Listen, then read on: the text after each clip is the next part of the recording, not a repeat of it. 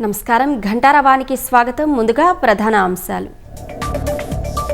వెనజువెలాలో నిమిషాల వ్యవధిలో 2 భారీ భూకంపాలు. మృతుల సంఖ్య 10,000కు పైగా ఉండొచ్చని అంచనా.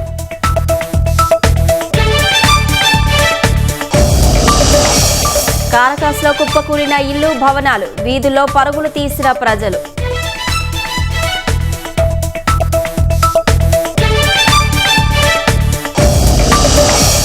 నేడు తుంగభద్ర జలాశయం కొత్త గేట్ల ప్రారంభం. హాజరు కానున్న రేవంత్, చంద్రబాబు, డీకే.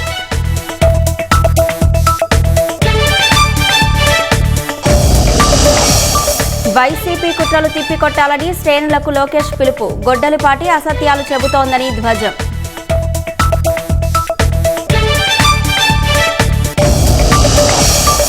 డిజిటల్ మోసాలపై ప్రధాని మోదీ ఆందోళన.